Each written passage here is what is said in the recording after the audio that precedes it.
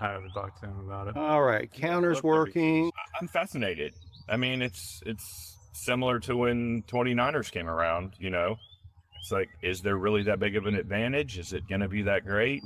Here we are, everybody rides 29ers now, so I don't think it's going to be the same thing with 32, but Can we save this discussion for the show? Come on, I guys. didn't know how long Papa was going to mess with his brand new computer.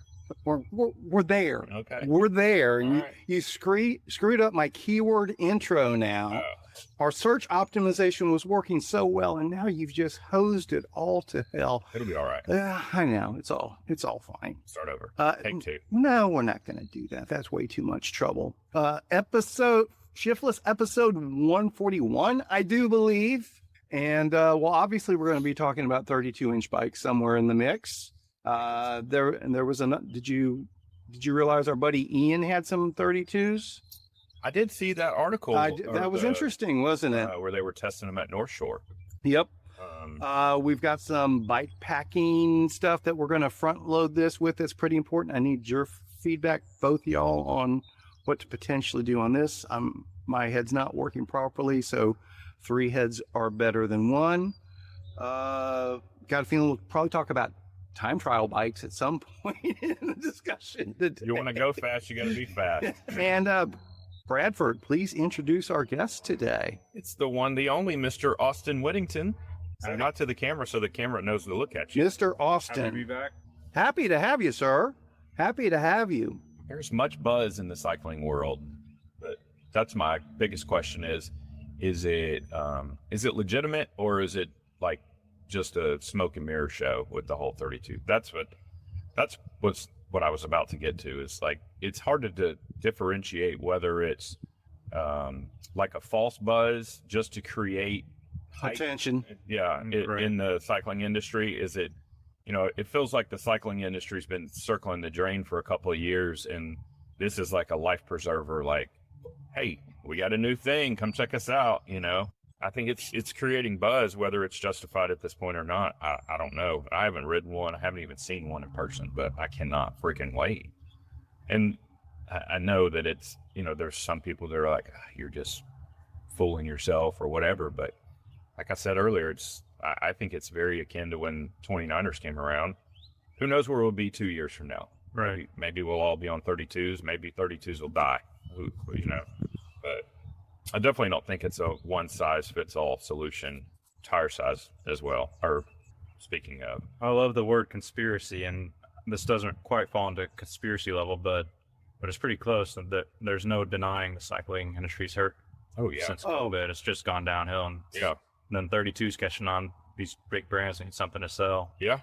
I think that's, and that's a new wheel set, yeah. a new frame, I mean, in all kinds new of, stem, new Yeah. handlebars. Yeah. Everything's got to change. it's a big influx. I mean, and even people are talking about bigger brakes, but bigger brakes already existed. But Yeah. you know, now you can't just slide everything off of your 29er onto a 32-inch. Yeah, I mean, and that was a big thing after COVID. People just started doing frame swaps, keeping their old, mhm, you know, SRAM Red or Dura-Ace group Yeah. set, and just getting a new S-Works or yeah, whatever. Yeah. And just swapping the frame rather than buying a whole new bike. 32 comes along, that's a whole new bike you have to buy. yeah.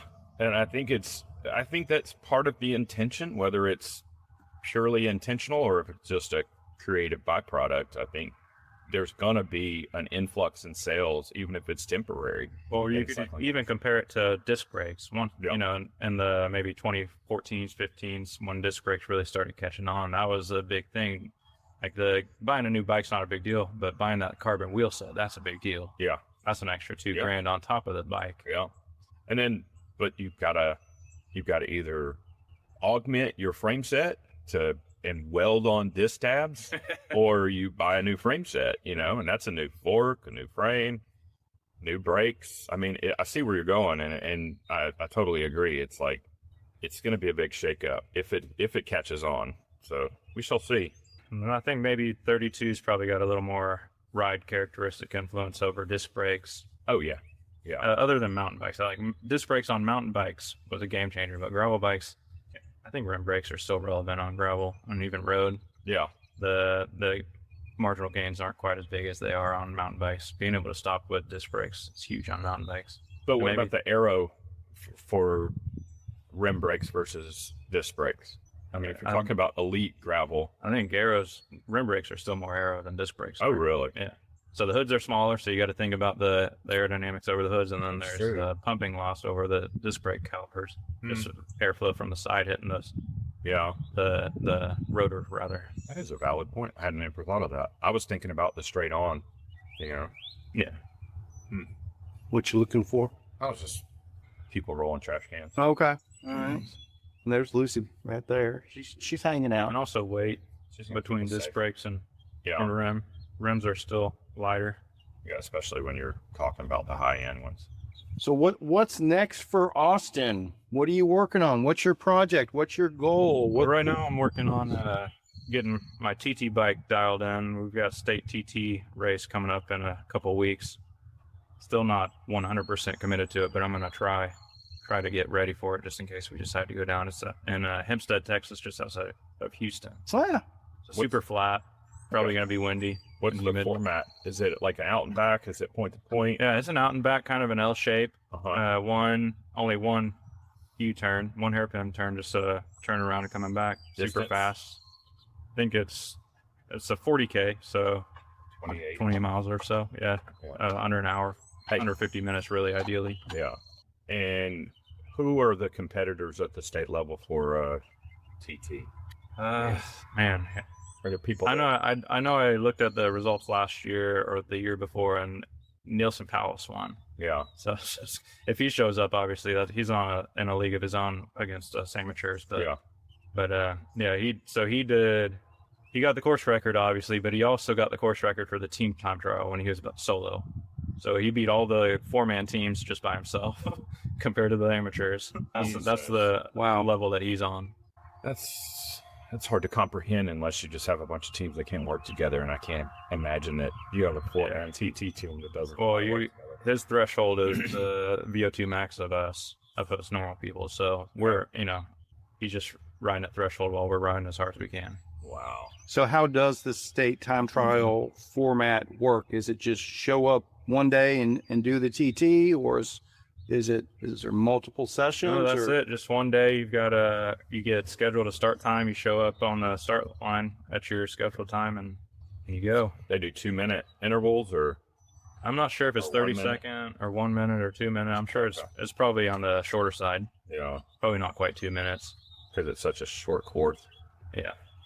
And they run the same course every year for the past couple of years at least? I believe so, yeah. I think it's been the same for 10 years or so. Okay. So there's a lot of data out there for me to go over. That rig, the way you have it set up, is pretty much how it's going to run? And it's fast. Wheels, tires? So this was I rode it this morning. That was the first time I rode. Tires will change for the day. I've got the GP 5000s on right now, but there's quicker options. Yeah. They'll save, I don't know, maybe 5 to 10 watts for the pair. Then I don't have a TT helmet yet. I've got to find a good TT helmet. Hopefully I can find one to borrow, so I don't have to buy one. Yeah. Then shoes and pedals will change. Yeah. But I think my position's pretty good on it, just out the box, just how I have it set up first ride. When you change your shoes and pedals, do you consider that in your fit? I mean, does it change stack height? Yeah, stacks. I think stacks a little lower with the SPDs, it's a little higher with the speed plays. Yeah. So I'll go up a little bit on my seat. Yeah. And your cleat interface and everything raises your foot up as well, right? Mm-hmm. Yeah. Okay. Yeah, so saddle will go up about half a mil and then forward about half a mil. So it's not a huge difference. Yeah. But it's noticeable. And what's your feedback on that? Do you have a video system you run, or? No, just by feel there's a website called My Windsock. It'll give you an estimated CDA. You put in all the info that you have, weight, rolling resistance of the surface, and you use your best guess. Yeah. And it spits out a number, which is the CDA, which is the coefficient of I can't recall what the DA stands for, but it's basically the profile of your shape, body going against the air. Yeah. And it's not, I don't think it's dead accurate, but it's good enough to compare ride to ride. Yeah. And also you could feel the difference here and there. Yeah. And then what about you aero socks? You're running a shoe skin covers. suit, shoe covers, skin suit. I've got a speed suit, and it's pretty good. I think there's faster options, but I'm not going to spend you know, $300 or $500 on a new outfit. And you run a bottle for that distance or no? No bottle. Yeah, no cage. Mm-mm. Okay. No tool bag. Yeah, I took it off for my ride today just to see. Yeah. And I don't know if it's any faster, maybe a few watts, but yeah, every little bit counts. Worth it, you know. yeah. I just wonder how much, you know, because I don't ever think about TT, but I imagine, you know, you're looking for every little gain you can get. Yeah, so the liter bottle and a bottle cage is about 8 to 10 watts. Yeah. On a bike. Yeah. From the research I've done. How are the categories set up for state TT? I think it's just P1, 2, and then there's a 3, 4, or 3, 4, 5 or something. I'm not sure, but I think it's just one category for the elite. Yeah. Any idea how many people you'll be It's not up many. against? It's not many. Maybe 5 real competitors, and then maybe 20 total or something like that. Yeah. In your category. Correct. Yeah. Huh. Well, I have no doubts you'll be in the top tier. Thank you. We'll see if the fitness is so different in that position. So we'll see if the watts will come up in the next week or two. Yeah, it's definitely calling on different muscle groups. Yeah, it's more like just real heavy on the hamstrings being bent over like that. Yeah. Do you get a pre-ride on the course? No, I don't think I'll be able to pre-ride it. But just from looking at it, it's dead flat. There's no hills. I think it's like maybe 50 or 60 foot elevation gain over the... Well, you said Houston. That was enough. Yeah. And it's going to be windy and probably humid. It'll definitely be humid. Yeah. And what's the date of this one? May 9th. Okay. Coming up. So Mother's Day 2 weekend. 2 weeks, yeah. Okay. Yeah, so I'm cutting a little close with all this testing, but it's fine. I expect nothing. Yeah, it's fine. Pressure. Worst case, I don't go. Pressure's a good thing. Pressure builds diamonds. There you go. Anything else that you're working on after that, or is that your focus at the moment? That's my main focus right now. I don't really have any long-term goals. Thought I heard something out there. My bad. How about you, Bradford? What's new in your world? Man, I'm just going to make salami this week, and I'm so excited. Rode my bike yesterday. Okay. I rode the longest I've ridden in forever, and it was only 38 miles. But I saw you guys did the ramble action. Yeah, I've not been riding.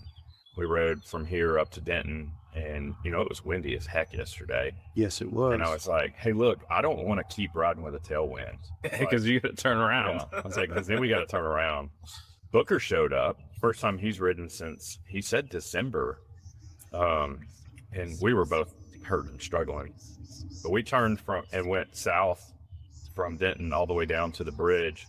And it was just a 15-mile-an-hour headwind the whole way. It was just humiliating. But then we had a decent tailwind on the way home. But I was on the struggle bus. I just haven't been riding. I don't know why I'm not faster. No tell. No. So, are we back in riding mode now, or do you need some more I'm trying to gumption to make that happen? No, I'm trying to slowly bulk back up. I got down to where I was riding once a week, if that, which is, you know, sometimes it's hard to find motivation. That's the other reason I just enamored with your constant effort. Like, yeah, for me, I don't really need a long-term goal to motivate. I'm self-motivated, but I understand the need of having an event to look forward to. It's not even an event. It's just sometimes other things take precedence over riding, and it's just like and the problem is, just like anything, I mean, riding is a workout, but it's also a head clearer and everything else. But, you know, it's like once you skip a couple of rides, it's easier to keep skipping rides. Oh, yeah. You know, it's a snowball effect almost. And then once you start riding again, like I rode yesterday, and it's like, this hurts so bad. And I miss the days when I would have gone out and rode that, and it would have been like, okay, what's next, you know? But I cramped. I did all the things. Going through all the emotions, you almost started crying out there. It's like, God, I'm so soft now. Well, you need is a new bike. Yeah. That's always a good motivator. You just want to ride the new bike when you get it. There is a 32-inch Thai Fargo coming out. I heard. That is legit. It has been announced. It is no longer a rumor. That's what you need. And that's the thing about 32. The other thing is, you know, I don't think it's going to be every discipline bike. I think TT bikes, I think it's actually going to have a place in going fast in a straight line. I think gravel, like as long as it's not very technical, meaning bunch of climbing. I think it's going to do really well there.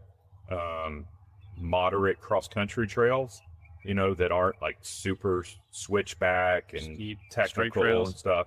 I mean, even in some of the technical stuff, I think it may do pretty well, but Definitely do better in the technical stuff as long as it's not tight turn fast. turn. Yeah. Tight turn seems to be the Achilles heel at the moment, which is completely understandable. But calling back to when I was talking to Matt Malone of Nature Trails out of North Carolina, they're just with the advent of e-bikes, they were starting to restructure the way they build trails because of more speed. They're making the turns more sweep. Sure. So even with a 29er format, but under a lot more power, they were catering the trails to that. Well, I mean, generally speaking, the rest of the country has kind of gotten on board with flow trails. Yeah. It's all new trail though. There's a whole lot of existing trail. Yeah. You take the 29er up to Cross Timbers. It's not doing over 29. Yeah. Like that's hard up there with the 29. We had our growth spurt in trail mileage at the point where the trail stewards were fighting over who could get the most mileage down. Right. And they did that with a lot of back and forth in a very small area. Yeah, so we have a lot of 12. I'm not naming names. I will. We have a lot of 12 and 15 mile trails. It really should be 8 miles. Yeah. So you remember when Knob Hill was out and back? Yeah. Super fast, a straight line. Yeah. You get done with it in 30, 45 minutes. Yeah. Then they came in and looped it. Yeah. It's fun. Like it is what it is, but they definitely did that. Added as many, switchbacks and off-camera stuff as they could just to get a little extra mileage. I do like that it's out and back though, because you're not just riding the same trail. You mean looped? Yeah. You prefer that. Oh yeah, looped. Yeah, that's what I meant to say. Sorry. That being said, I wish that they would. I wish more trails around here would reverse. Like this month we're running it backwards. I think it's so you hard. Do that any day. It's so hard to get the message out. Get yelled at. Yeah. You could just post it at the trailhead. I don't read the signs when I get to the trailhead. You don't read if it's closed or open. Okay, I see these closed to open Put signs. it right there. Normal, reverse. It past the green and red. Yeah. And if I'm at a new trail and I don't know where to look for that data, That's fair. I understand it's hard to. And it's never closed for hikers, technically speaking. When you guys ride at night on the trail, do you ride it backwards? Typically, well, but some people don't know that. Yeah. So we just run into. But we always yield to anybody that's oncoming. Yeah. Unless we're rolling 15 and there's 2 of them. Yeah, you're not racing when I start. Yeah. But the benefit of riding backwards at night is you're not going to sneak up on anybody. You're not going to have a front end collision with somebody because you can see them for half a mile away. You know? True. You see the light through the trees for a bit. And we're generally really good about calling everybody like incoming, riders up, blah, blah, blah, so there's communication even if they're on the back of the trail, the back of the chain, so I think, technically we normally ride North Shore backwards for our night lab once time changes, Yeah. So an hour later. Yeah. And we started doing that like 5 or 6 years ago. So I think there's more awareness of it. We thought there was going to be a big to-do on Dorba or something when we first started, but I haven't really heard any backlash from it. But like I said, we try to be respectful too, but nobody's out there trying to get a Strava section at night. Yeah. That's not going to happen. So, but I think that trail, we're only talking about the east side of North Shore, but I think that trail is a completely different trail backwards, and it gives you a lot more appreciation for the trail. And I was saying one of the last times we rode it backwards, I was like, I wish that they would change it up, because the way the trail would groom in would be beneficial for even riding it forward. Just way the turns would kind of open up a little bit, it would just kind of change the flow of the trail a little bit. And maybe it would be a net negative, I don't know, but I feel like it would be a positive, especially because there's a lot of tree limbs and stuff that you don't ever encounter when you're going the forward, the regular direction, that you encounter on the backwards. And if we groom the trail to be ridden both directions, I just think it would be a overall better experience. But when you do go both directions on it, that is when it widens the trail considerably. Slightly. Yeah, pretty considerably, because apexes. Well, if it's a twisting turn, it's all It's all apex. Yeah. It's all the going ins and coming outs, and now you're widening it on both sides of it, sort of thing. Speaking of apex, decent movie, worth watching. Oh yeah. Don't know that one. Charlize Theron and I can't ever remember that guy's name. British actor. He's been in. That narrows it down. Flicks has been pushing that one. Yeah, younger kid. He was in. His name was Muggsy in. It's like a British, not James Bond, but like secret society deal where they were all. I'll think of it in a minute. You'd know him if you saw him. Kingsman. Kingsman. That's it. Yeah, Okay. he's the main character Okay. in that. He's All been in multiple other. Yeah, he's in a things, bunch but- of stuff. Yeah, he plays the villain in the movie, and it's to say it's sinister is kind of a downgrade. All right. It's a thriller movie, but there's some jump scare situations in High it too. octane chase. Kind of. But it has a lot of outdoor activity that's very well portrayed. There is some dramatization for, movie quality where you're like, nah, they wouldn't have done that, kind of thing. But Sometimes you got to shortcut it for the Yeah. movie. overall, very good. Very good. And back on 32. Have you heard of FlexFit by John on Instagram? He's doing a bunch of rolling resistance saddle and tires. No. Well, he started doing 32s, and he's found that it's significantly faster. Yeah. The rolling. Peyote is Rolling. the fastest tire they've Right. ever tested. Yeah. Mountain bike tire. Yeah. Oh, That's what he found also. Maybe that's what you're referring to. But yeah. I didn't know maybe- where that info came from, but they were talking about it at Sea Otter. Yeah, that's the big talking point that they're leaning. Oh, they're the fastest tires ever. They're the fast. Okay, straight line speed, they're fast. Yeah. Yeah. Well, and that's where I was going with TT that. is Yeah. good. Yeah, like I think Someone course- riding by themselves at Unbound. Yeah, I think a course like Unbound is probably on the edge as far as how much climbing, because I think you're really going to suffer pushing those big wheels up the hill, and that's the other thing we didn't talk about is gearing is going to change with 32. Mm-hmm. If nothing else, it's going to be a reduction in chain ring size, but I can imagine that people are going to get away from pie plates, or not get away from pie plates. I don't think we switch should to make them any bigger, So it's going to have to be more mountain bike gearing on yeah. gravel, Mhm. more UDH frames. But I think a course like Race Across Texas, I think that's perfect. Yeah, something like that. Something with a lot of sand and Yeah, rough roads.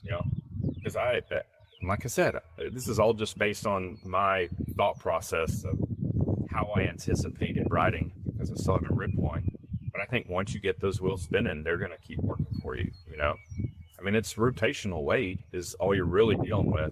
They're saying that even frame and fork and wheel set, they're gaining like a net 2 pounds, which Pound and a half to 2 pounds. Yeah. which is not monumental.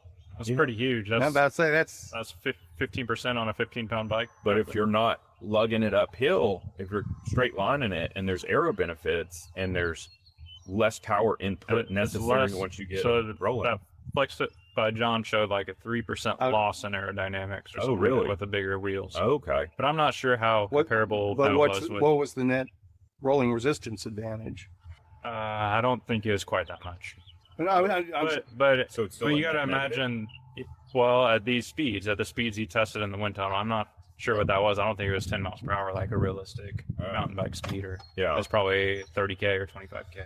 It's going to be a great 15-mile-an-hour bike. It's Right. going to be It's probably positive at 15 miles per It's hour. going to be an iffy 20-mile-an-hour bike, with flat to downhill. It's going to be a crappy 20-mile-an-hour bike going uphill. If you're doing 20 miles an hour uphill, you're doing RK anyways. Well, that's another thing going uphill. In my experience in the top level races, I'm not getting dropped because I'm rolling 1 watt faster or 1 watt slower on the flats. It's when we're accelerating is when you get dropped, when you're already at your limit and then they go harder. Yeah. And the bigger tires, bigger wheels are going to be harder to accelerate. Yeah. So maybe it's not the place. We may have already talked about this, but maybe it's not the place for the front of the peloton just yet. But I think, like we said, if somebody's solo TTing Unbound or Race Across Texas, it's going to be probably more beneficial, more comfortable, and just as fast, if not faster. Yeah. I think the comfort aspect of it over lots of miles, lots of rough miles, is where the big benefit's going to be, almost like suspension. Yeah. To some extent. So I look at it as its biggest advantage. is that it's a 2-pound suspension system, generally speaking. Well, your spokes are an inch and a half longer on each side, so you're gonna have more flexible wheels. Yeah. That's vertically and laterally. So maybe not that's gonna be detrimental to cornering even more with flexible wheels laterally. Yeah. Again, but better compliance vertically whenever you're going over rough gravel stuff. Yeah, and I've seen a lot of bird spoke builds. So yeah, and that scares me. That's going to be super flexible. I've done a couple bird wheels, and I just had to stop using them. They just didn't work for me. Too flimsy. Too flimsy, yeah. So my first set I did with I9s and 32 spoke because I figured it was going to be a little flexy, so I did as many spokes as I could. Yeah. And that was pretty decent. I didn't really have any problems with that one. And the next one I did just a standard 28 spoke with a light hub and a light rim, and I just couldn't ride it. Yeah. It was just way too Noodles. flexible. Yeah, noodles. Yeah, that makes sense. But I think a 135-pound guy who's, not ripping corners as hard as I am, that's probably fine. Yeah. Maybe someone living in Colorado climbing more is more beneficial, but for me, it didn't work. Yeah, I'm infatuated with the technology and the looks, but everything I've understood, they're not the best wheels to go fast. Yeah. They definitely are more comfortable, I'd say. Yeah. What are you doing? Did we stop recording? no, we did not. Just to the point that 32. But the screensaver kicked in, so I wanted to turn it off. Shoelace spokes, it's going to be flexible. Yeah. Yeah. Unless we start seeing higher spoke counts, 38, 42, something like that. Well, 36 is already a standard. I mean, is it goes 32, 36, and then 28. If we could see 36 or even 38 and bump it up a couple more, because there's definitely more surface area on the rim for that. Yeah, that's very true. I hadn't even thought about that point. That's less aerodynamics, more spokes, less aero. You got to go bladed spokes, man. Birds coming out with some fabric bladed spokes. No, but I run bladed spokes on all my bikes. Same. Yeah. I do the Sapien Sprint, just the thick bladed ones. I don't do the CX Rays anymore. I just like it. I prefer stiffer wheels. Mine are CX Rays, but I've always built them like that just because they're lighter and they're stronger. Yeah, and it's easier to build. Yeah. Yep. So, and I've had really good luck with them. I think I've got maybe 4-wheel sets built like that. So, and just cheap ass industry standard. Yeah, cheap ass Nexty carbon hoops. CX Rays. So, how tall are you, Austin? I'm 5'8". 5'8". About 160 right now. We could squeeze him onto a large 32-inch Fargo. With the slam of the saddle, with the dropper all the way down. I'm gonna be looking like Pee Wee Herman on that thing. So I do have a request for the build. Do we have tires picked out yet? I believe Nico does. Damn it! Because Vittoria came out with the Mezcal. I know that 32. I think we're going to be obligated to Maxxis. No, Terravel. Terravel. I think Terravel means heavy in French. It's going to be a steel Fargo. Weight is not the concern. But it's going to be purple, I do believe. I just really want some Mezcal 32s. Well, after pay to play, Brad. After it gets broken in, we'll see. We'll see. We're guessing at this point. It may not even ever show up. So is that going to be a shop bike that he's building, or someone bought one? I don't know the details. Kevin's very elusive with it. I don't know. I don't know that we don't know the details yet, but we have claim on a large steel Fargo at the moment, and I think we're calling it the Dusty Roads ShiftLess Ministry timeshare mobile somehow or another. So that's the other thing that I think is brilliant. Shannon and I have talked about this numerous times, that all these people that are coming out with production 32s, they're only issuing them as a frame and fork, which I think is the smartest way to do it as far as the industry goes, is because we'll produce the frame and fork, you figure out all your bits. I mean, that's about to change. You think so? Yeah. Again, I think Unbound is going to be where that changes. Yeah. Cannondale, maybe. Yeah. I didn't think Cannondale was big enough to be the driver, but maybe they are. Maybe they're always innovative. Maybe they're putting all their eggs in that basket. So, it doesn't seem like it's Trek. So unless they're just doing it quietly, possibly. Trek's pretty top secret about. Yeah, I understand. And there's a reason that Fox is making a 32-inch fork. They didn't just But that's what I'm saying. One of the big guys is coming out with an off-the-shelf 32. Yeah. I'm guessing XC and gravel very soon, Yeah. but we'll see. Yeah. I think Unbound is definitely going to be unveiled. Yeah. Just June? Yeah, or end of May. Yeah. Yeah. Have you ever done Unbound? I've not. Why not? Distance? Travel? No, definitely not distance, but yeah, just the whole thing, getting in the lottery and then getting the spot, and Yeah. been having to fight for food. I bet we could get you in. I could make a few calls. You know some guys, high places. Yeah, I think you could really excel in that environment, you know? Nice. Yeah.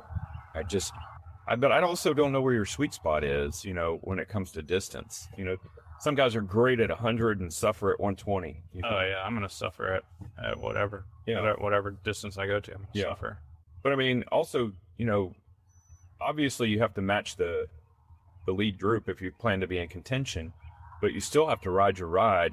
Well, that's the thing. The race has changed now. It's Yeah. not like it used to be. Yeah, for sure. So the lead group's coming down to 8-man sprint at the end now, where Yeah. they're riding together and throwing blows all race. Where Yeah. before you're just riding by yourself those second 100 miles. Yeah. Yeah. It's definitely more of a team tactic It's situation. getting that way. It Yeah. seems like it. Yeah. Seems like it. But you can work with people.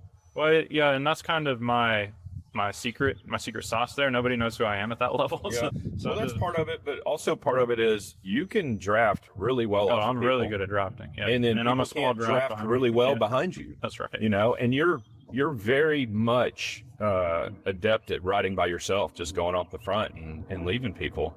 I think it would be a really good format for you to go at least see what you can do, you know. So, And we kind of get a head start on the heat here. It gets Yeah. hotter here before it does up there. It's Yeah. going to be hot up there. yeah, we'll be heat acclimated. Although the first year I did it, it was record heat, and there's no And reprieve. And if you're talking about 11, and that's when we had a cool spring and summer, so we weren't getting our rate. Acclimated, That was your first hot ride of the year. Yeah. Yeah, it was, and it was That's the it was worst. terrible. Well, and it was so humid because there was that storm coming Because in. that big storm blew up on I the second. literally saw a tornado hidden, like I say, hid in a ditch. There's no trees. Uh-huh. I mean, I saw like 2 trees the whole 200 miles, you know, but we hid in a ditch, just turned our back like a bunch of cows to the hail and just had to take hail on the back, you know, and then the sea roads became Mud Yeah. pit. awful. So that was the year I bailed at 136, but I think that's a great format for someone like you. But I also just want to see you do longer stuff. So Yeah. selfishly. Not only longer stuff, but I want to race against faster people too. Yeah. Just bigger. Start bigger raising field. the bar. You know, instead of shooting all these fish in the barrel down here, you know. Well, I like doing races I can win. Yeah. Obviously. Everybody does. Yeah. I don't like doing all this training and going out and getting 42nd. Yeah. It's kind of hard mentally. And That's that's kind of change why your name to Dylan Johnson. he's got excuses. Yeah. Everyone does. Baby. Did you watch the Sea Otter coverage at all? We did. We watched the race Friday afternoon whenever it was on live. We didn't watch the recaps, but we got a pretty good idea on how it Yeah. played out when it was on. Good racing. Braden Lang, he grew up racing against me. He's from Austin, Oh, yeah. or not racing against me. I raced Yeah. against him a few times in timber races and other marathon mountain bike races. I never beat him, but I didn't know he was a local boy. well, out of Austin, Texas guy. Yeah. I didn't realize that either. Yeah, he's at the top of lifetime now. Look at him. Yeah, yeah. Was that a fluke, or do you think he's dead? No. He No. won Schwalm again last year, or the year before. He's been Okay. stepping up. I mean, a he little was bit every year. national champ last year. Yeah. USAC gravel. Huh. I And guess I haven't been paying as much attention. so he was picked to be towards the top. Yeah. So it was not unexpected by any stretch. So definitely a strong rider. I guess male and female national champs from last year did pretty well at Sea Otter. So Lauren almost got her. She made a bad decision there. yeah, Caught a sand pit. She thought she was taking the faster line and caught a sand pit. I think she was taking a chance. I think she didn't think she could get her without taking a chance. Yeah. But obviously that was From my racing, the fastest line to me is the one in the draft. no matter where you're going. You're going to be going faster. I think in the she was draft. just trying to catch her off guard. Absolutely. Was what she was wanted to shooting. get to that corner first because that's the only way to win that race with the hairpin right before That was a clutch for the move finish line. with And that's what happened with Braden. He got to the hairpin first and got out of it Yes. first. So and Yeah. forced there's no Keegan going wide, around him. Yeah. Yeah, that was a brilliant tactic. It was Brad's run him into the ditch tactic, basically. So. Put him in the ditch. You got to do what you got to do at that level. Hope you brought your ditch pillow. All right, guys. I need y'all's help. Talk to us. I need y'all's help. So we got stuff going on that we're not sure what we're doing, where we're going to be this weekend, but we've got our the distance Gravel Max group scheduled to go out. I don't know that I'm going to be there. Mm-hmm. Hopefully I am. It's a possibility. So I'm trying to come up with ideas on how to care for that crew so they can still go for their 300 miler or their 230 miler or their 135 miler. Mm-hmm. And I'm not there in support as originally planned. You're going to put out arrows? No. I'm We're already there from last year. this is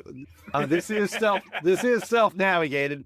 Kevin doesn't put out 300 miles of arrows. That doesn't happen regardless. I know.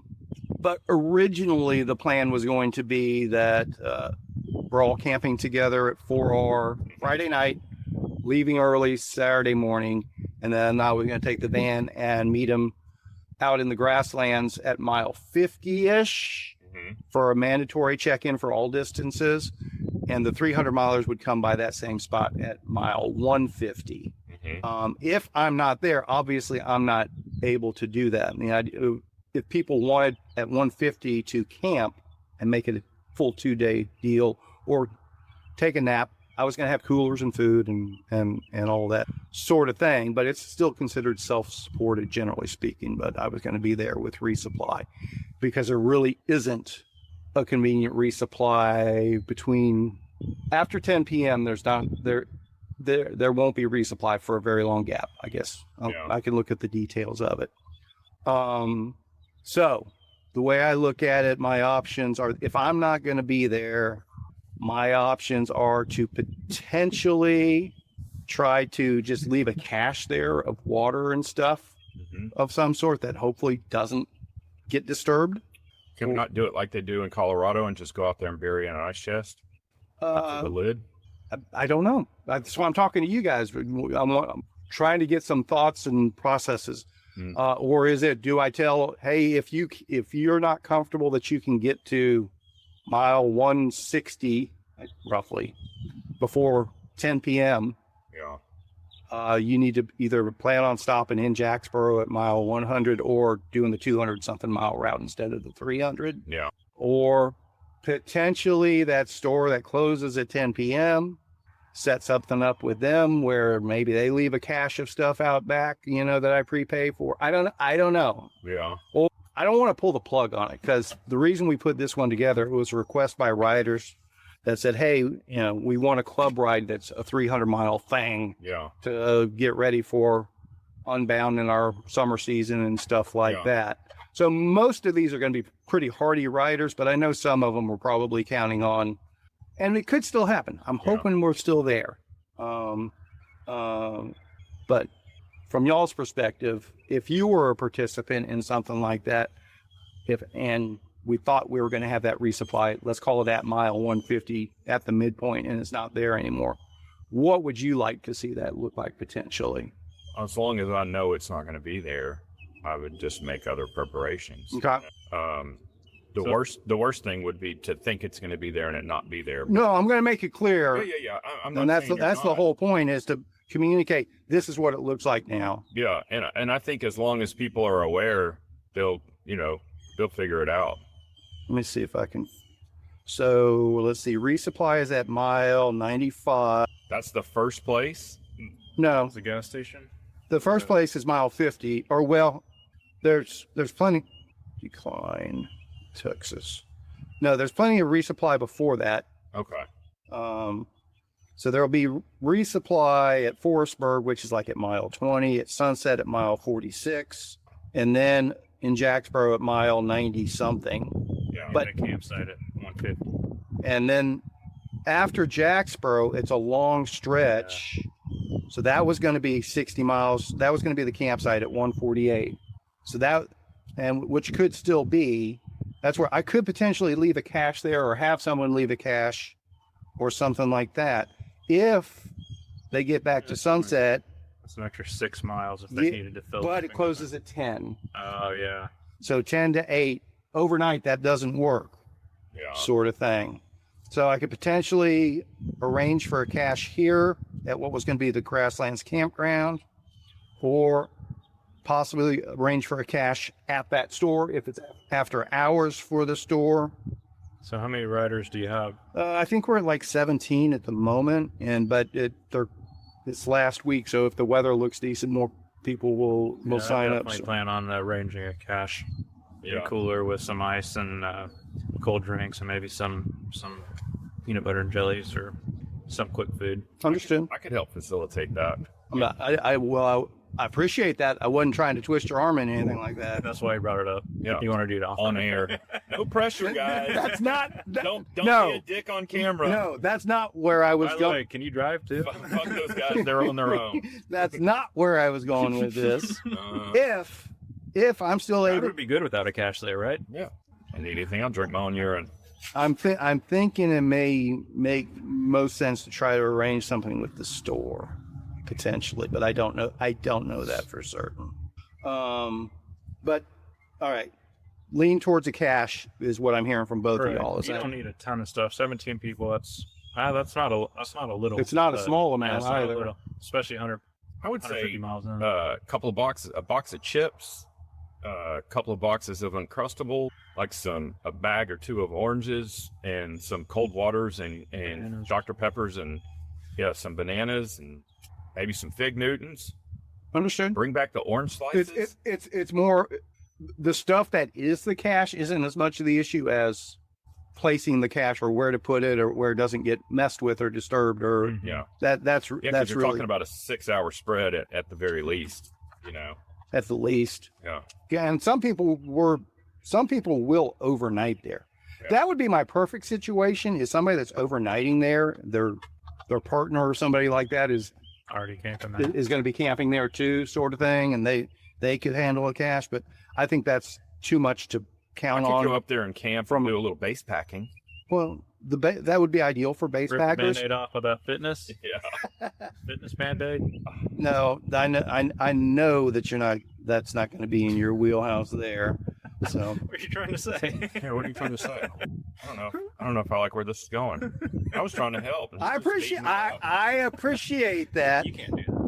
Brad's not going to be happy just sitting by a lake camping all weekend, waiting on a bunch of bike riders coming by. But that's what I said. I could go up there, provide the cache, and then go for a ride.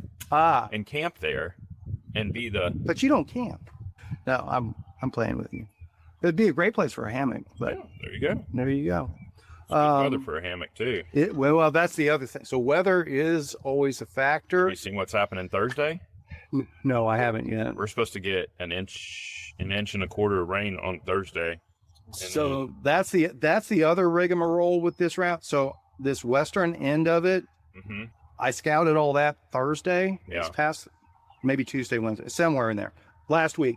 So I scouted the western loop. And then yesterday we scouted the eastern and the north. So the route's verified. Unfortunately, this whole corridor here goes way out west. Never been that far. Oh, that's fantastic stuff. But here's the deal: the Runaway Bay tornado, all that came through here as tornado stuff. A few down trees. So most of it is major. They're dirt roads, but they're major county roads. So I would expect them to be cleared. But we do have this probably the best road on the route, Bug Tussle. That might not get, if trees went down there, that they might be down for years, potentially. So, and there's definitely no way for me to verify what that stuff's like before Saturday. Oh, you're not gonna have a chance to go up. I was gonna say we could throw Paula's chainsaw in the van and go up there. My guess is we're probably hitting the road tomorrow morning. Is my guess, but I don't know for certain. We had a death in the family in Florida that unexpected, and we'll have to do stuff related to that. But I just have no idea what the timeline is for all of that at the moment. So trying to throw together pieces on the fly, because this is a complicated one. I'm going to have to do like a virtual writers meeting, because people are going to have to know how the camping situation at 4R works. Yeah. How to do all that, how resupply is going to work. As far as getting on their bikes and riding, all these folks are capable of that. Yeah. It's all the thinking. Yeah. Well, you could tell you care about it, and you're thinking hard on it. I think everyone will understand your situation and be sympathetic towards you. And I definitely think a cache would be appreciated. I don't think it's necessary though. Okay. I think I'll try to figure out a cache setup. Probably highly recommend anyone that's not sure they're comfortable with that just to shorten up and do the 200 miler instead of the 300 miler, because that will have resupply all along it with no issues. Let me know if I can help set out a cache or something. All right, we'll figure that out. Yeah.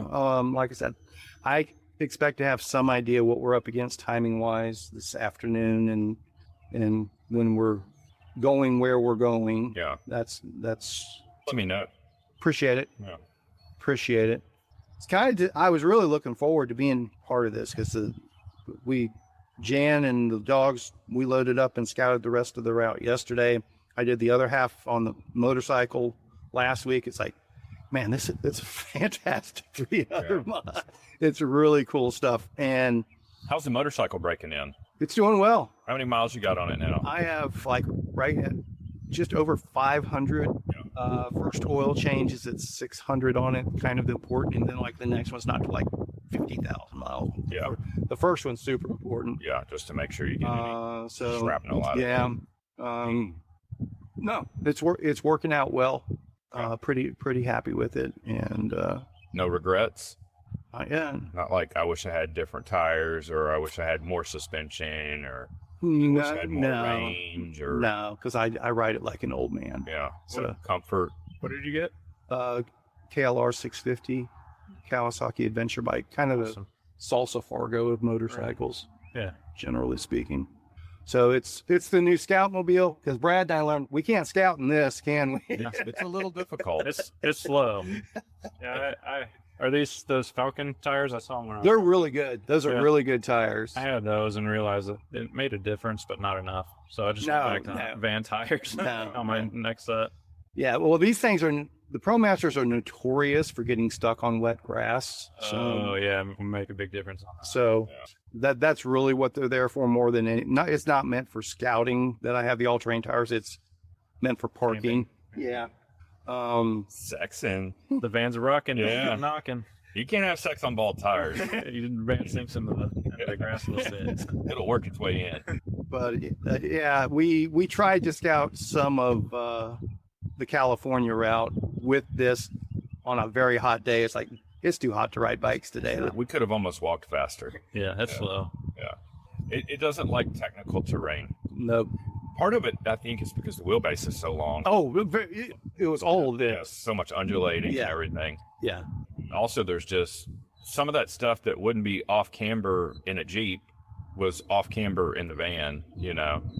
So, like I was telling Kevin, the road we were on, specifically the one that ran next to the canal, I was like, dude, if you had a Ford Raptor, we could just rip. Yeah, 30, 40 miles per hour, Yeah. no problem. But the van was like maybe happy at 5 to 6. 7 Yeah, miles an hour. 6 miles an hour, it was unhappy. 5 miles an hour is like, we can Not- get by. Not to mention all the things in the van that are Yeah. shaking. Oh, yeah. moving Which around. wasn't really as big of a problem as I thought, but we did have a bunch of shit shoehorned in here. Yeah. So it wasn't really We much had it risk. wedged. Yeah, it was all kind of, stuff. We had tension. yeah. Yeah. Yeah, all the noises just get worse as you build it out. Yeah. But what I was thinking about, and we'll talk about our brouhaha this past weekend in a bit. hmm But sitting around the table, enjoying Bradford's food, discussing it with Sedge and Adam and somebody else. Right. We were talking about the Bradshaw Trail hmm segment, which that's really that. Yeah. So part of the USA Trail, the California route, it's actually the opening coming into California. We basically have 4 miles of what's called the Bradshaw Trail. So it's basically a desert gravel road with some sandy sections in it, but it's 100 miles without resupply is what it boils down to. Hot miles. Timing is going to be critical. That's the main thing. Seasonal timing is going to be critical, but time of day that you're actually doing what you're doing. Yeah. And, you know, Sedge was, he was enjoying the mental calisthenics of figuring out, well, how would I approach that strategy? Yeah. Adam was panicking. He's like, 100 miles, no resupply, not a chance. Yeah. So there was kind of what I kind of want to do now is do one of our meetup rides built around, hey, let's get a group of people out there. What approach would you take to do this stretch without resupply? Yeah. Where I am at the halfway point in the Jeep or on the motorcycle or whatever else. Or and just a cache. Or put a cache out, potentially. Also look at potentially alternate routes that maybe do it a slightly different way. Is there no potential for filtering water? Is there no cistern or not that I'm aware of, and I'm still, I'll be honest with you, I'm not confident that even the water out there, even if it's filtered, if it is drinkable, to be honest with you. I don't know. Yeah. Because water would be my biggest scare on a run like that. Because food, you can carry food for 100 miles. That's not a problem, you know, but it's running out of water at mile 60 or something. Understood. And that's why I like the idea. Safety blanket for me. No, that's what I'm saying. That's why I like the idea of getting a group of people with different approaches out there. Yeah. And say we get a dozen people that try different things, and I'm always there in some capacity as a safety net. Yeah.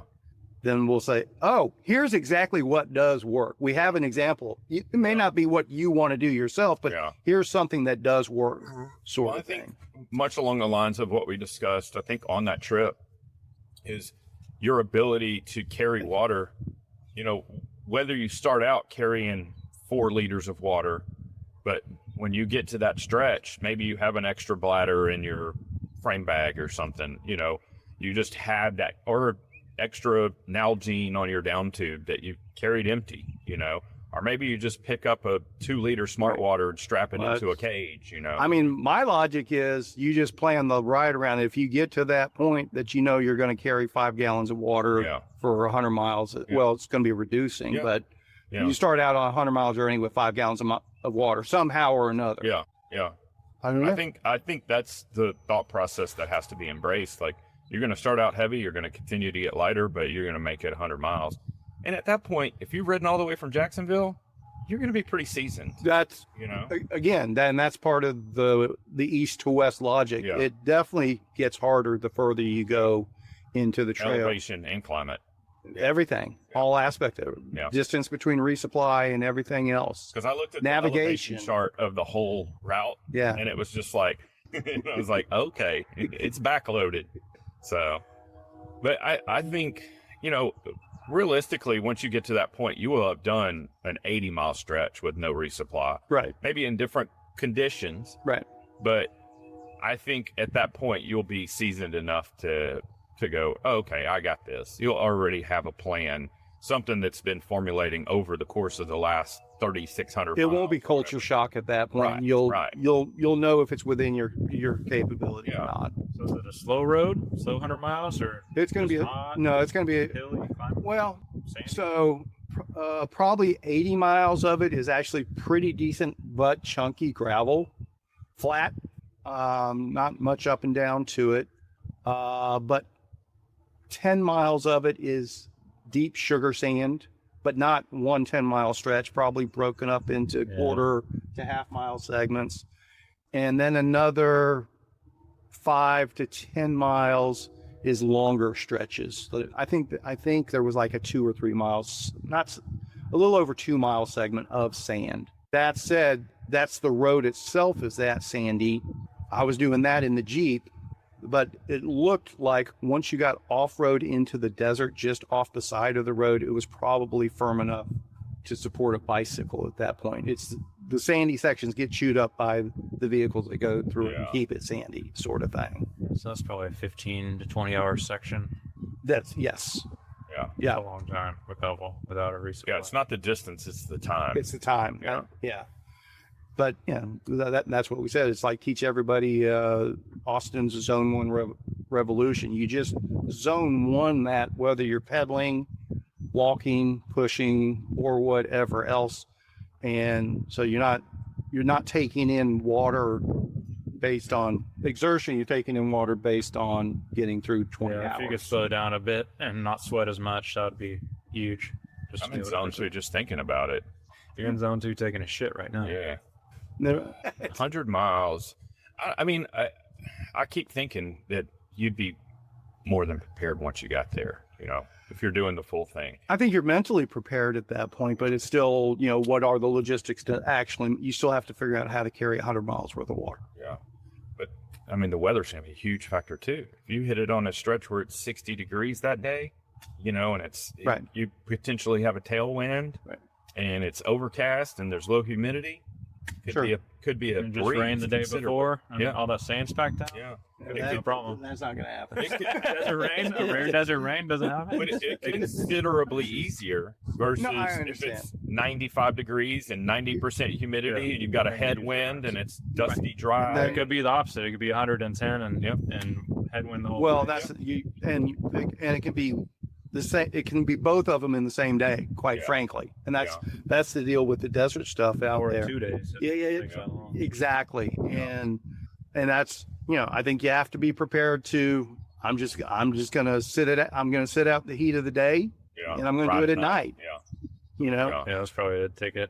Getting in at Um, night, getting there at sunset, and trying to make it before sunrise. so something like that, or Because at the end of that stretch is where you get to Fountain of Youth. And you could easily get there early morning and, well, resupply. They'll have a cafe. They have a cafe there that's open during regular business hours. I think it opens at 9. The store opens at 9. right. And then you could resupply and pitch a tent somewhere between there and Slab City, you know? Or just right in the heart of Slab City. Yeah. Dude, they would never even know. Man, what a mystical place. You'd build it right in. It's about to get loud. Trash truck's coming. Okay. So All right. Well, the AI will fix that in post. perfect. It's going to be super interesting to see people's approach to USA Trail, and to see the bikes too, what people are going to pick, because the weapon of choice is going to be good 30% of the time, you know, but for that 30% of the time, it's going to be perfect, you know. Yeah. But there's gonna be- Nothing's ever going to be the right bike. No, nothing. Nothing's going to be the right tire. Yeah. Nothing's going to be the right handlebar setup. Yeah, unless it's a 32-inch Fargo, I think. Well, you know, I think Size small. It's extra small for me. Did you see any of the Sea Otter coverage from I saw Ben Delaney's video. on the 32-inch extra small that they made for their engineer for Sunset? Yeah, I saw that one too. She's 5'2", and said it rode fine. So Yeah, she's tiny. I think what they're going to end up, I think the biggest problem with the fit and the geometry is toe overlap. Yeah. And I think there's going to be a lot of geometry shakeups.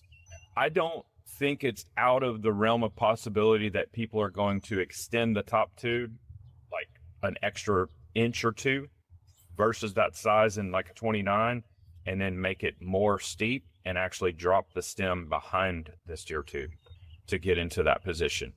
Because if you pull the stem behind, like even if it's a 40 millimeter stem facing backwards and even down, you could be in that same position. You could have a steeper front end and it would still feel slacker because you're behind it, you know? Yeah. Yeah, I can't imagine how that would handle. I've got no idea. Yeah. But I mean, what's the standard stem is kind of 100 mil now for a small bike. It depends on the discipline. I mean, most bikes are coming with 80s, 70s, and 80s on it. Oh yeah, You're more aero. I'm talking gravel bikes. Yeah, gravel bikes are. I want to say Mountain bikes, I think 75 Yeah. to 85 is kind of standard between small and medium. But gravel bikes, I'd say 100 is still standard. Yeah. So that may come down to 60 or 70. Yeah. Just go out 30 mil. Yeah. And that's exactly what I did on my custom bike. I just went out 30 mil so I don't have toe overlap with 2.0s on, or 2.1s. Yeah. It Yeah. works great. I Yeah. just had to rake out the steer a little bit to Yeah. accommodate a little twitchier handling. And with a so, shorter did you stem. do the offset headset? like the angled headset to do that, to accomplish that? How did you? No, it's a custom geo. Oh, you're talking about from the design standpoint. Yeah. Okay. Yeah, so I just made it a bit longer. I can't recall exactly how long, but I did all the math to make fit match up. Yeah. And then I just adjusted the head to angle to get the bike's trail to match. Yeah. And it handles just like I wanted it to with the trail matching up. Isn't that gratifying to design it on paper, see it in person, and then ride it and realize that all your planning made sense? Yeah. That's got to be gratifying. Mm-hmm. But yeah, that's the same thing that's got to happen with 32 it's got to go out even further though. Yeah. Yeah. So yeah, 0 offset stem, 0. Yeah. 0 link stem, which is coming back in mountain bike, it seems like. Yeah. It kind of had a little stint in road stuff for a bit, and then it went away because it just didn't work very well for road. But mountain bike, it makes perfect sense. You get your center of gravity where it's supposed to be, rather over front of the fork. It gets you right over the squirrely. Yeah. Over the frame. It's definitely going to take a lot of figuring when it comes to geometry and fit, and that's one of the things, Kevin and I have talked about multiple times is when we were transitioning from 26 to 29, CAD wasn't really as big of a utilization as it is now. Yeah, it's all trial and error out of the workshop, not on the computer. It's a little easier now with computer, but you still have to have somebody that knows what they're doing when they're writing. Absolutely. If you got a 32 inch that's bike, good send feedback. it to me. I'll give you feedback on it. I know how it's supposed to ride. Yeah. Or I can tell you how I like it. Yeah, but I think that the correction period is going to be a lot quicker.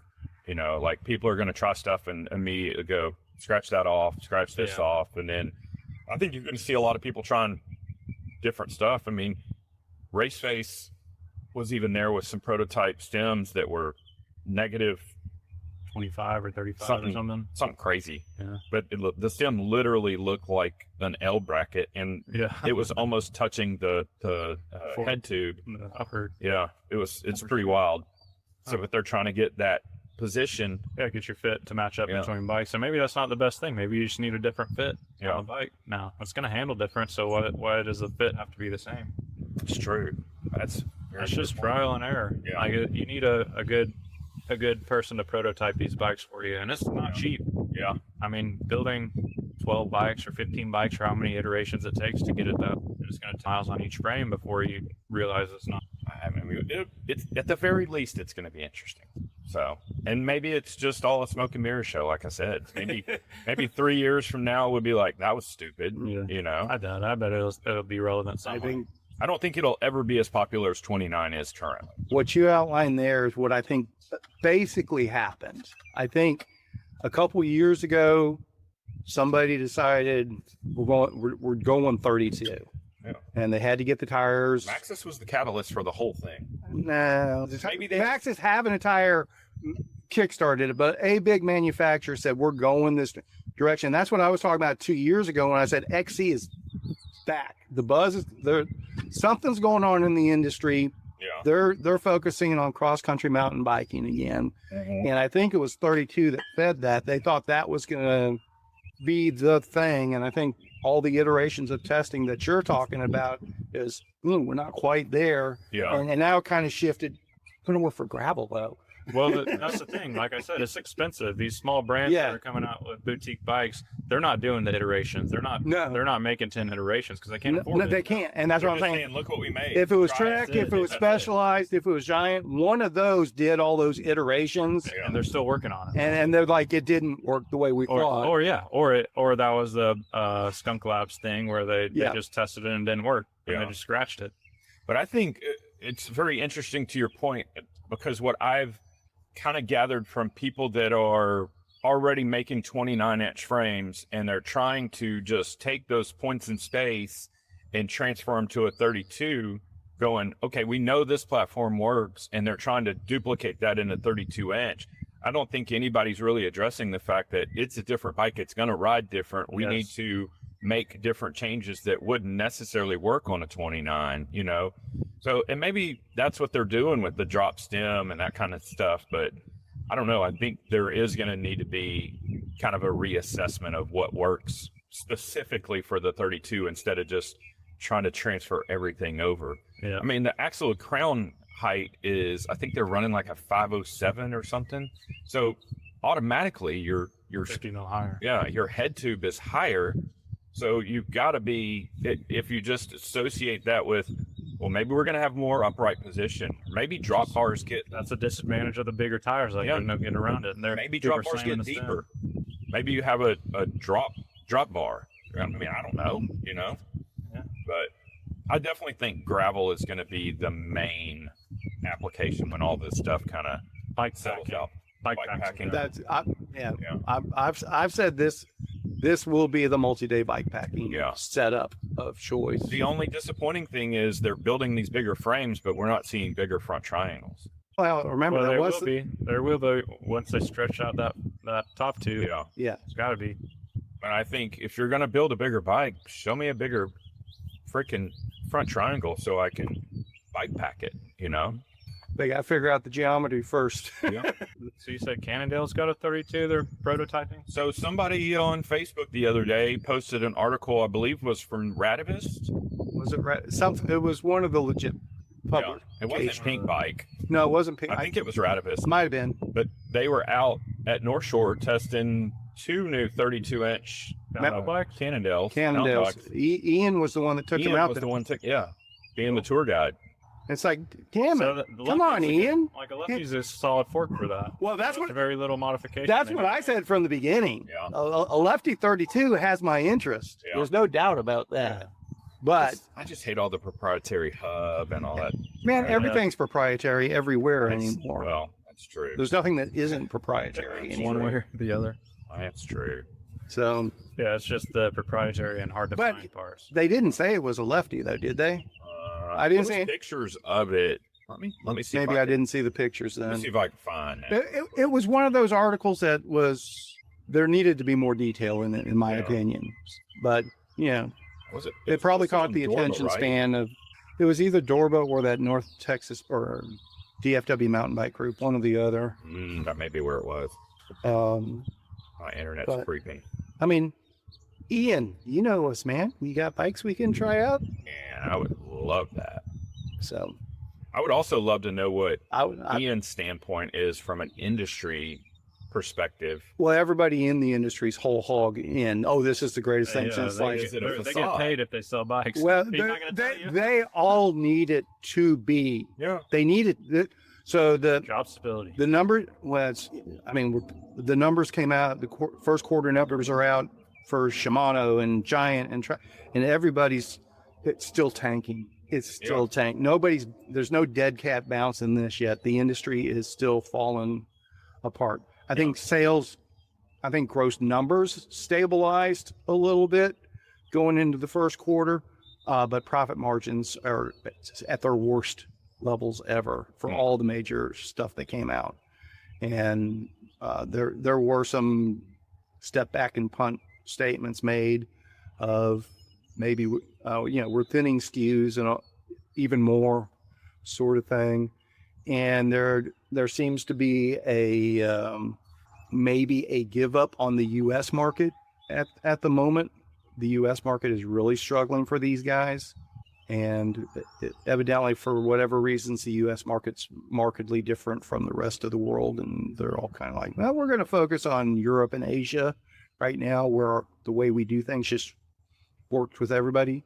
USA is kind of a wild card. Everything works a little bit differently there, and they haven't figured out how to put all those pieces together yet, evidently. So, I was trying to see. but yeah, everybody in the industry is leaning very heavily into 32-inch, and I'm not saying that it doesn't deserve it. It's I hope it is the next big thing that saves everybody.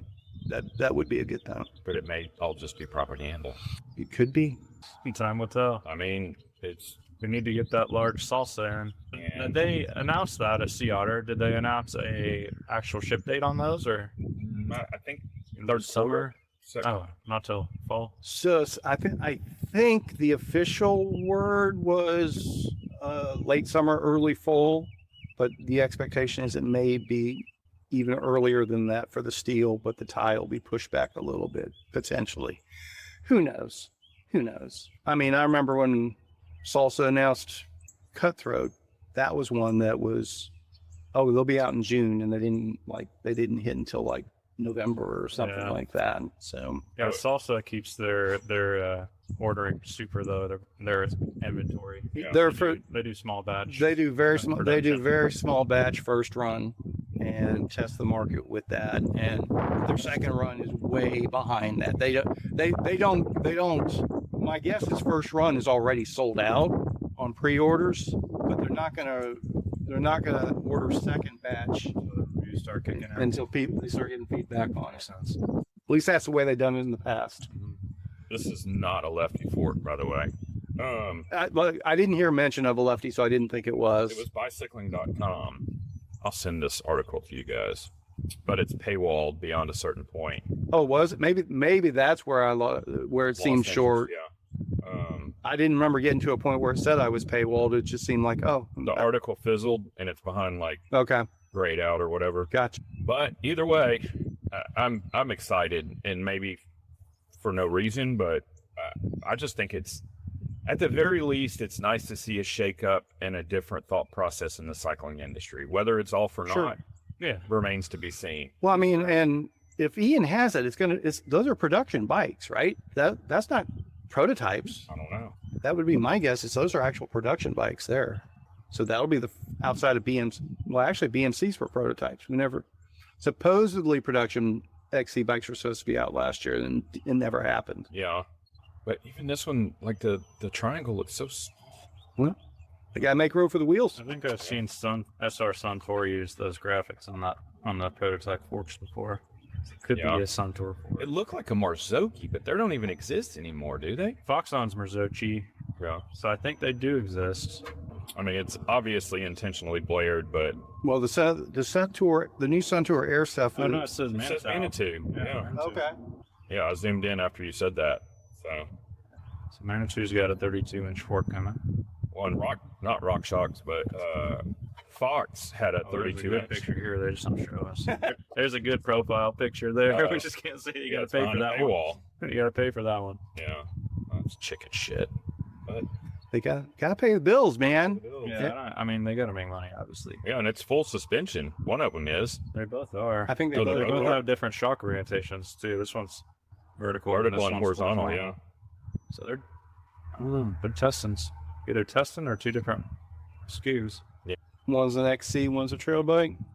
Maybe. Usually they'll do the same kinematics between the two bikes, but they'll adjust the travel.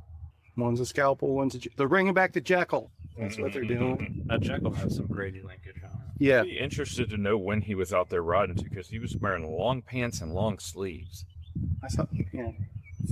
So I mean, sometimes it takes a couple months for the articles to come out. And he's got a road helmet on. That's weird. He's got that oxidal on. Yeah, it looks like a titanium frame. Hard to tell. Brushed Maybe aluminum. Yeah, it's Brushed probably aluminum, aluminum yeah. prototype, just quick and easy. Yeah, that makes sense. I don't know. Cannondale leans into their aluminum. Yeah, Aluminum. That CAD, what is it, 13 or 14? It's like a modern day aluminum road race bike. It's pretty sweet looking. yeah.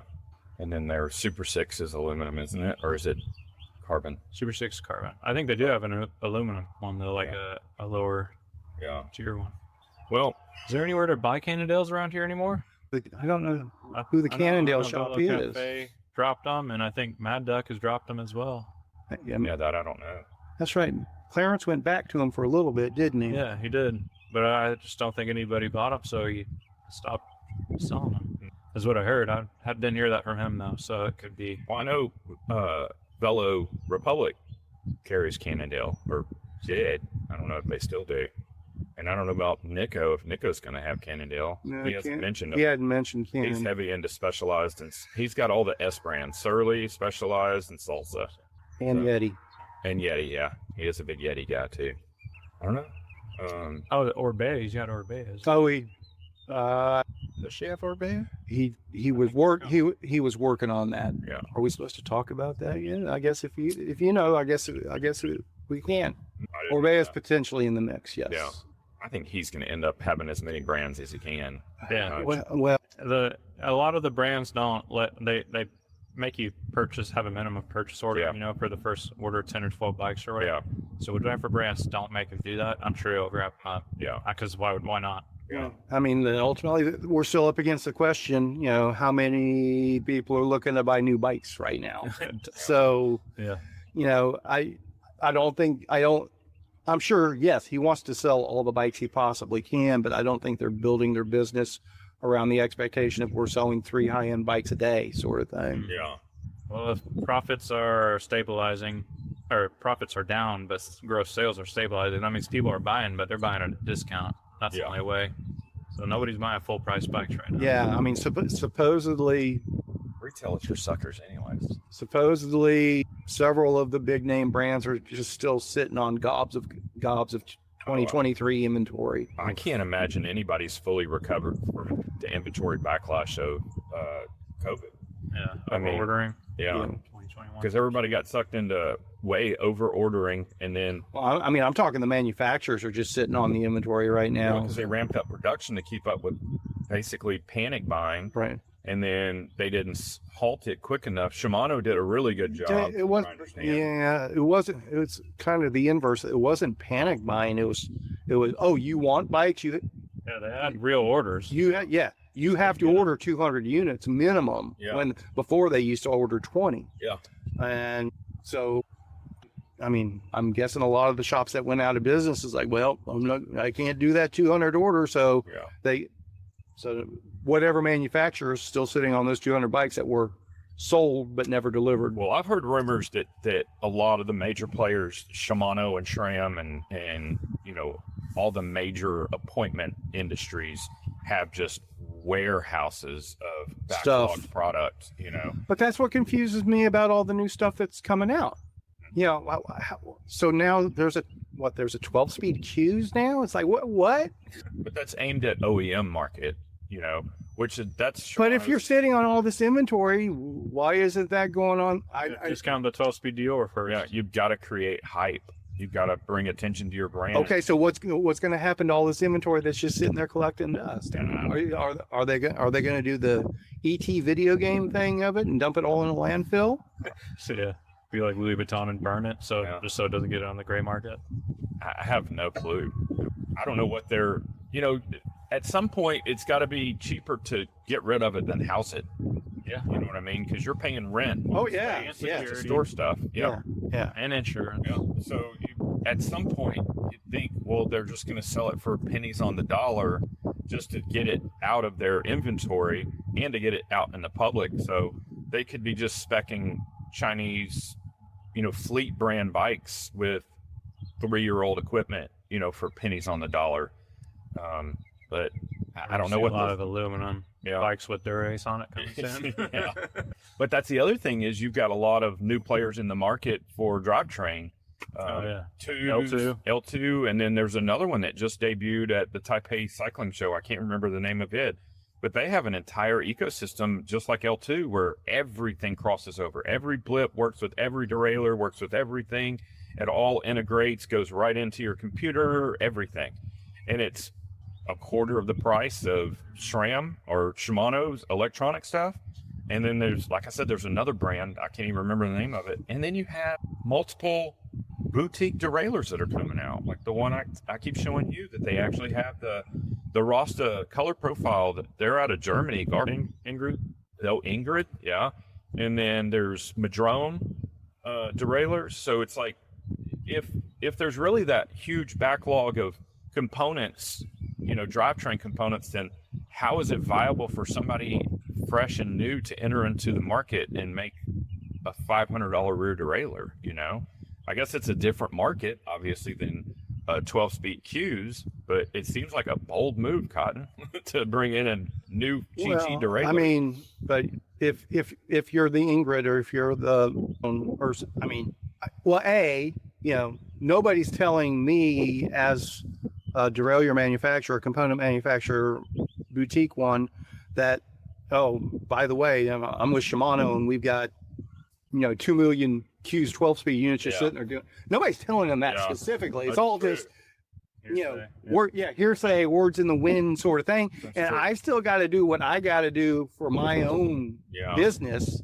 Just like the Spinistry stuff, we got to come up with stuff to keep things going, even though it doesn't all work the way it did 5 years ago. Right. The market has changed. Yeah. But, we're not driving the market, but in turn, the market drivers aren't coming to us and going, oh, by the way, this is what to look out for 6 months from now. Yeah. And we got to do our thing.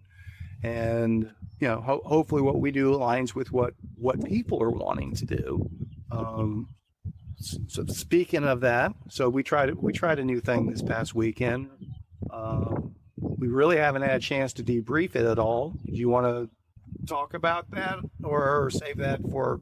Oh, I'm good with it. I have no negative takeaways. Other than we only had 12 people to feed. I would have. On one hand, I thought it was great that it was nice and small and intimate. It helped us kind of work out any bugs that may have reared their head, but I was fully prepared for 25. We could have easily done 25. Sure. I think my only main takeaway, and you weren't there for the pie, is I even told Betty Jo this immediately following. Everybody had left, and we went back and we were visiting with her. And I said, I have to admit that 3 pieces of pie was too much. Okay. Because it wasn't too much as far as too much food. It was just no pie really got its shine. It was the coconut pie stole the show because it was so sweet and rich that the apple pie didn't even have a chance to shine like the way it should have. And then the white chocolate walnut pie was just kind of in the mix too. Understood. In the future, I would have gone with just serving 1 piece of pie to showcase whatever her favorite pie is at the time, or whatever one she felt like she wanted. Which she kind of told us to do the whole time. Yeah, and I told her, I said, I'm willing to admit it was my idea. I was the one that kind of pushed for it and turned it into a big deal. And I said, but I was wrong. I was 100% wrong. And I only say that because I ate the pie just like everybody else. I still ate all 3 pieces of pie and all the ice cream, but I just was like, it was too much. Right. No, I get it. So, I get it. but So let's take a step back. I'm not familiar with what you guys did. so we did a fam style spinistry cross up, if you will, collab, A mashup. where Two worlds collide. I did so Kevin structured the ride to where the different distances took off at different times. So theoretically they all finish in the same window. And I served charcuterie board to start, just for people showing up and mingling and stuff. And then we did 3 courses. So I did a salad, and then I did kind of a light app, and then we did a main course, and also homemade bread and homemade butter. And then for dessert, we showcased Betty Jo's pies, and then I made a homemade ice cream. So we staged the event from the Pie House, Sweet Mother of Pies, outside of Gainesville and Era. Mm-hmm. Have you been there for our holiday rambles that we did? No. Okay, I know the area though. Okay. Yeah. So it's a little community called Hood in the middle of nowhere. It's literally a crossroads, and she's got she bakes pies out of her house there and has a quirky little property, and there's a community center right across the road. I saw some of Adam's pictures on Strava of the trailer, Airbnb or whatever. Yeah, it's cool little cute spot, and she's just as sweet as she can be, and her pies are even sweeter. I mean, it was fun, a lot of fun. It was a great setting. Now, that being said, if we would have had 50 people, it would have been a little different. Yes, agree. Just from a seating standpoint. No, we didn't want any more people than that for the seating. Yeah. And weather is always a factor. And I tell you what. And it was German Fest week. And it was well, that was where I really dropped the ball. That was my big fumble. Yeah. But it was a good thing we didn't camp that night like we originally planned. Yeah. But what's crazy? We got home, unloaded everything, got everything cleaned up and put away, and then came out to watch that storm roll in.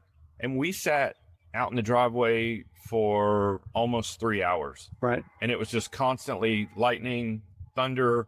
And I kept looking at the radar, and it basically just stalled out in Decatur. And we didn't get hardly any rain.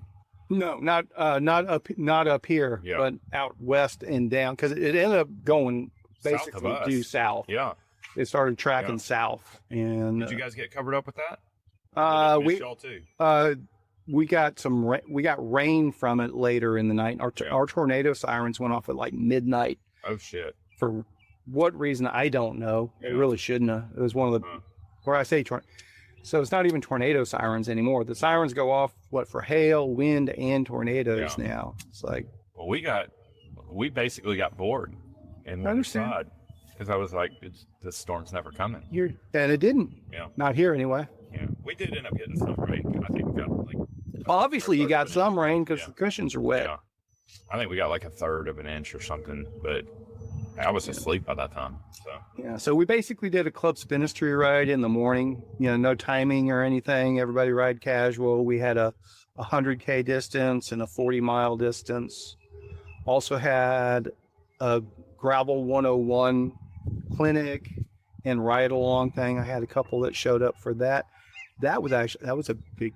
I think I have found my formula for beginner gravel riders. well, that's good. You know how much I've always bitched about it. It's so tough to put that class together Yeah, because everybody's a different level of beginner. Beginner, Right. this is where everybody is at, where they're, yeah, Between fitness and skill. yes. yeah. And so this was a couple, the husband, Jace, he's a mountain bike. He's that sophomore mountain biker guy he's got the bug. Yeah. And he's really deep into it, and he's starting to build up his bikes and stuff like that. And he joined Club Spinistry. He's done a couple of Spinistry rides. He's starting to get very confident in his head, and just to the point where you're about to learn what you really don't know yet, sort of thing. Not in a bad way, but A little too confident. I don't know if too confident is the right word, but he thinks he's got a good sense of what it's all about, and he's about to learn. He's got a lot to learn in a good way. We all went through that, and we all go through that constantly. Still do. Exactly. And his wife came along, and she's done some rides with him, a little bit of mountain biking. He built her up a drop bar mountain bike from an old Trek 830. 1995 bike that he set up as a drop bar mountain bike. Really cool. Yeah. 2.1, 26-inch Gravel Kings on it. It was actually she's a smaller rider. It's like almost a perfect setup for her. But this was her first real gravel ride. So we sat around, Rim brakes? yes. Huh. Yeah. Full circle. And Scooter bike. and it was purple too. So I like that. Actually, it was the whole Midnight Massacre colorway. She had teal tape, teal pedals. Damn, I didn't get to see this bike. Yeah, so it was pretty nice. So we sent out the long route riders. I had them arrive at the same time. We did kind of a clinic, talk about things. And that's where I got a sense of what they knew, what they didn't know, what they needed to know more about. Let them ask the questions. So that whole one-on-one environment worked really well. And then the shorter route riders came out, and when they went out, we went out on a shorter distance ride with them just to do the tell show. We're going to talk about it. I'm going to show you how to do some of this stuff, then let you do some of it. And as things pop up, ask me a question. Or if you're not comfortable with something, you see something coming, let's stop and talk about it, and the whys and the wherefores. Not that I know everything, but I've been around the block on some things a few times. Yeah. If I haven't done it myself, I've seen and talked to plenty of people that have. And You have the experience of all of us just because you've had those conversations. yes, very much so. And I think it worked really well. She killed it out there, and she did a lot of stuff that she was not excited about when we were sitting around talking, but once we got out in the wild and she was doing it, and we'd get the famous, we went down that famous Chainring Massacre, CX Hill. the mud road that you bitched about last time. Oh, you took that as a bitch. It was. Well, it was a critique. you had we don't need to talk about that. No. Yes, I understand I understand where you're at. Lots of people bitched about that road, and we had rain just before that, and but it was definitely much drier than. You know who bitched about that was Sean McAfee. He was the number one bitcher. He posted the video and everything. No, he was the one that bragged about it. He was the one everyone else is bitching about. This is awesome. I remember when I commented on his post, I said, when I wrote it, it was fine, just to kind of troll him a bit. It was perfectly dry when I wrote it. Nobody deserves it more. But I took them down that road, and that as a first-time gravel rider, when it's dry as a blast. It was dry, but it was still the rutted dry where someone rode it in the drove it in the mud. Somebody drove it in the mud, so you had the narrow single track with each wheel rut that was okay, but the rest of it was the chunky rutted up stuff. And she was not super confident in that, and it's like, just approach it this way. Don't, I talked about target fixation. Talk about where you want, look where you want to go. Yeah. Not where you don't want to go. Right. And she ran with it, and she just killed it. Huh. We had a super long finish into a pretty stout head, and we knew we were going to do that because we took off to the north, and coming back, and the husband Jace had a heart rate monitor, but it was his first time with the heart rate monitor. She didn't have anything, and it was just a nice steady false flat climb into a 15-20 mile an hour headwind.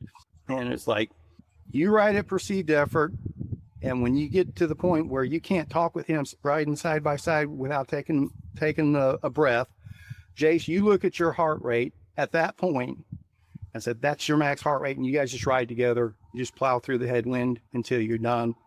And they just got a nice little high zone 1, low zone 2 rate, and just pushed on through and cut through about 12 miles of headwind and finished up strong. Yeah, the learning drafting is going to be real beneficial for her as well, for both of them, for both of their happinesses. Just because he's got higher fitness than her right now, having a little bit more experience mountain biking. When they get to that point, drafting, that's not 101. Yeah, it's like 103. Sure. Okay. How much time did you spend in college? Not enough. 301. 301. Whatever. 1 is freshman, 201 is sophomore, and 301. I was there for my freshman year. 220, 221, whatever it takes. Whatever it takes.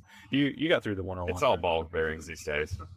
But that's 099 on a lot of stuff. That same one-on-one approach, I think that can work definitely for the gravel 101, the bikepacking 101, and stuff like that.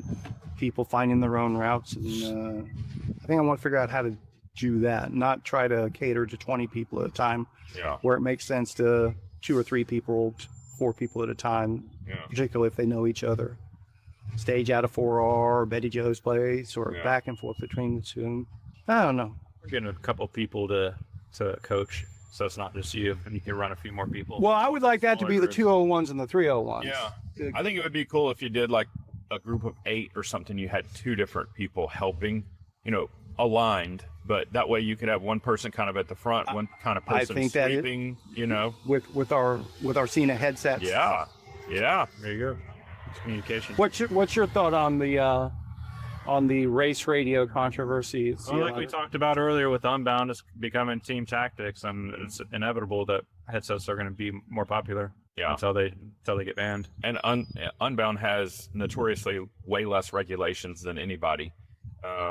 And the one thing they don't talk about is the range of those headsets. I can't imagine it being that high if it's Bluetooth technology. Yeah, it's a mesh network. It's actually mesh network, and so it's line of sight. Yeah, so it's 2 kilometers with the Cena stuff. Yeah, but that's in a straight line. If you're putting in hills and going through cities and stuff like that, it's not gonna be that. But it also relays.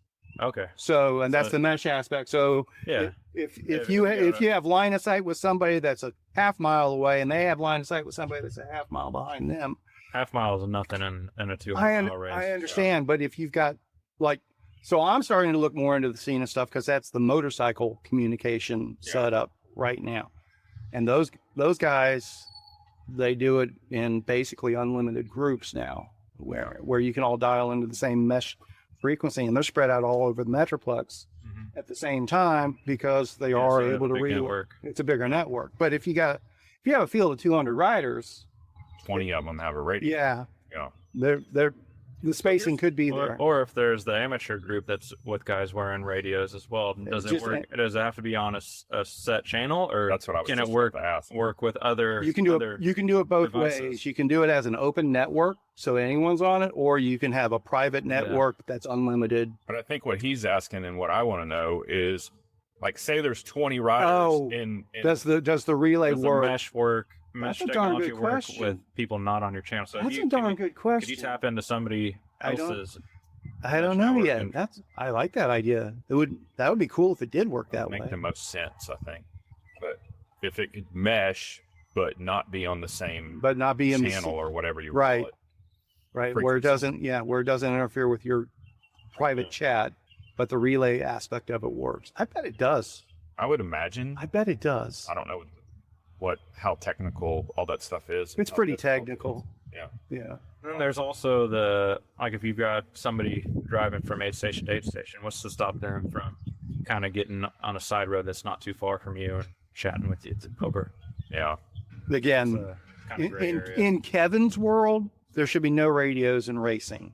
In my world, Yeah. but if they're allowed, it's not for me to knock Yeah, people who using cares? them. Yeah. But if we're gonna regulate radios, let's get rid of power meters. Let's all get on the same bike. Yeah. I Make it Indy. Yeah, little 500. Yeah. little 500. And I've always wanted to do a little 500 themed so that gravel just race. happened last week. I saw some reels of that popping up. There's a big crash. A little 500. I don't even know what that is. It's just Oh yeah, you Kevin do. could probably explain it better than I can. You've seen the movie Breaking Away, right? It's a Indianapolis and Indies, the Hoosiers. Breaking Away is a cycling movie, right? Old. Yeah, old 80s. Yeah, the event in Breaking Away is the little 500. Oh. It's basically you get on a jogging track It's a single speed. on a speed single. drop bar. Everybody's on the same bike, and you actually it's a relay team, and you have to share the bike between the members of the team, sort of thing. So everybody's The riding. fraternities have teams. Huh. I don't know anything about it. I'm sorry. Wow. It's not huge. I can't know If everything. you didn't go to college, you wouldn't know. Hey, I learned my social security number at college, and I learned how to tap a keg. You should know about the little 500. I got a formal education, you know? That was That's not serious. It's that not was a serious athletic achievement to do the little 500. Like, it's cool for but your- breaking. I thought every cyclist was a big fan of the Breaking Away movie. Maybe I'm too old. I mean, I saw it, but it was 30 Okay. years ago Yeah. when I saw it. Well, it's off of that. That was I think that was the first. But Yeah. it's like a Kieran, but is it Kieran? Kieran. Yeah, it's like a Kieran, but on a rubber track. Yeah.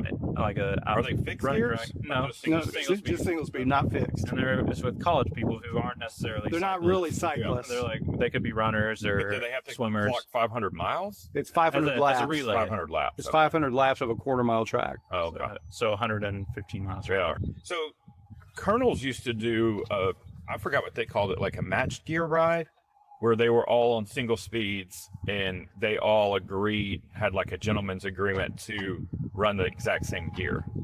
And Something like that. yeah, and but they Same would do idea. a set route or whatever. And it was, from what I understand, it was basically a race, you know, It's always a race.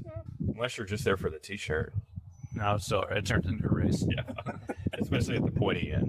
Yeah, but was that event fictional before the movie, or was it a real event? No, it and was the movie was. It was a real. Highlighting it. Yeah, the little 500 was it's called the little 500 because it's Indiana University, right? Or so. It's in the Indianapolis 500 era and the Indianapolis 500 Area. time frame Yeah. as well. So it used to be tied very heavily to the Indianapolis 500, but now it's really its own thing, the little 500.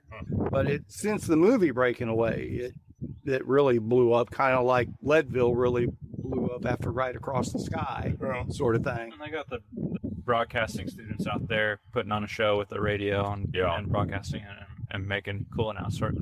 Yeah. Practicing announcing. But yeah, Super it cool. used to be sponsored by Schwinn, so everybody rode Schwinn single-speed drop bar bikes. Okay. all the same gear All- except for helmets, and you got a kit, so you can dial in your aerodynamics a little bit with the aero helmet. And So I always wanted to put together some sort of event that everybody was on the same bike, but no, that didn't ever seem to create any interest with anyone. Yeah, I think there was at some point there was going to be a clunker series or something There was. Or- Fort Worth Mountain Bike Fort- Associated, yeah, like they- an enduro, Clunkers Yeah, enduro. they and did they some- were going to have like Extra everybody brakes had the only. same beach cruiser or something like that. If I'm They had recalling some it rules correctly. on it, but it wasn't all the same bike. Oh, okay. No, just Like a coaster brake was the it had a requirement. coaster brake requirement. Yeah. Maybe no suspension or something, Huh. Okay. which is cool. Yeah. Fun. Something goofy, dangerous. Going down Sansom on a coaster brake. Man, there's a learning curve riding Yeah. a coaster brake. I never even owned a coaster brake. That's I- how far ahead I was. It's been a while, maybe 10 years ago. I tried to ride a coaster brake bike again. I couldn't do it. Yeah. It's like- Well, especially from a technical aspect where you tend to level your pedals when you're going down Oh descents. yeah, you just grab the. And if you get any kickback, you're just, you know. So, well, I mean, what's the next race format going to be? I mean, there's been so many different race formats. I didn't even know about the little 500, but you have dirt crits and cross races, and you have, you know, obviously road criteriums, and I mean, gravel races, endurance races, bikepacking races, Alley Cat. downhill, alley cat. Like, is there another format that hasn't been explored? You have Xterra races, you know, we have triathlons, biathlons, duathlons, raft packing. I didn't even think about raft packing. Yeah, people love competition. That's all it is. That's what it really boils down to. Everybody wants to compete in something. I bet I'm less competitive than you are. Yeah, so you did Monster Fest or German Fest? I never have. No. I've never done that one. We went up there. This weekend? Yeah, we rode from Grapevine and did the rally. Yeah. We How had a was nice that? little group. It's good. We've done that probably 6 times now. Yeah. That ride. It's Yeah. nice. 130 miles ish. And then you Drink just it in the- drink all the German beer and then Yeah, I probably had 3 or Takes it 4 over home. beers. And no, we had a friend drive our van up yeah, in morning of, and she did the shorter route, yeah, and then we just all piled in the van and came home. very cool.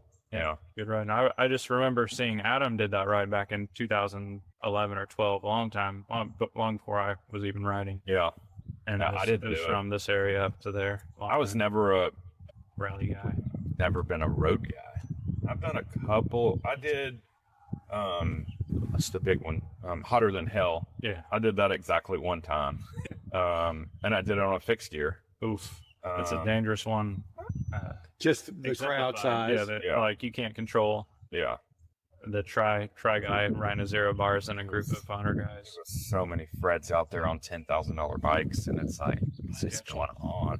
For some reason, Stephanie ends up with them on the start and always has an issue. Yeah. Someone crashing in front of her or something. I saw so many people just look like it was their first time in clipless pedals. Oh, man. And then I've done the Peach Pedal a couple of times. I'm trying to think of what other road rallies. Did you do the Goat Lancaster one? You didn't do it? Oh, Goat Neck out of Benbrook. Yeah. Cleaver. I've been almost allergic to road riding since the beginning. I'd much rather be on gravel or More of a trail. short, baggy shorts kind of guy. Yeah, and plaid, Loud, yeah. Yeah, flannel. flannel. But I don't know. I don't garner any enjoyment out of road riding. I know that there's a net benefit, obviously, from a fitness standpoint, but it just doesn't do much for me. Unless I'm on the road to get to a trail or to get to gravel, it doesn't interest me. Yeah, I don't know. Well, the German Fest is cool because it's got the festival at the end, so Sure. it's a blast. You Sure. hang out with all your friends you just Yeah. rode with and tell stories about the ride. Yeah. That's what's fun about it. And that makes Beer sense. and eat. The social aspect of the rallies is the main driver. Yeah. Yeah, And it brings out competition. People want to race. Yeah. It's a race, but it's not really a race. Yeah. So did you win? Yeah, of course I won. but in a nutshell, And we saw some Spinistry arrows. I'm sure you did. Mm-hmm. When we put this past weekend together, for some reason that didn't register with me that it was Munster weekend Yeah. as well. And it's like, I mean, we didn't expect to have 50 people sign up for this thing. It'd been nice, we thought, but we didn't think it was going to happen. Oh, we'll get 25, 30. Yeah. And people weren't signing up. And it's like, I don't know what's going on. I thought this was something people would be into. And then on the drive up there Saturday morning, I keep getting passed by all these bikes. It's like, I know they're not going to my thing, but they're all gravel bikes. And then I passed a road time trial bike. It's like, oh, it's Munster weekend, isn't it? Yeah. There were a lot of people on gravel bikes. Oh, most of the vehicles I saw on I-35 were gravel bikes. And so at Is there first, any gravel on the No, ground? not at all. no, It's great road, great smooth. that the rally crowd is on gravel bikes Yeah. these days. So did they have wristbands at this German Fest? You're supposed to have one. I didn't have one. What did they look like? Was it blue and white checked? The one I saw was yellow. Oh, okay. Because I saw a blue and white checked wristband in the ditch yesterday on our ride. And I thought, I wonder if that's a German Fest. I mean, just saw it just quick. Yeah, Gotcha. they may do So a different Vicky and I wristband were- every day or Yeah. something. Here, Vicky and I go, I think that was a German Fest wristband in the ditch. We were on Orchid Hill or something. So, Not too far. yeah. So, All right, gents. Well, we've knocked out a good bit of time today. I think, I don't know. I don't have anything else to talk about. How about you, Austin? Anything to talk about? Huh? Well, good luck with the time trial. What are you going to get first, an e-bike or a 32-inch? 32 before 32, you- yeah. I'm not old enough for the e-bike yet. I like that. One day though. Yeah. Sure. Eventually, it's all coming for us. Yep. Tell them what to do, Bradford. Go ride your bike.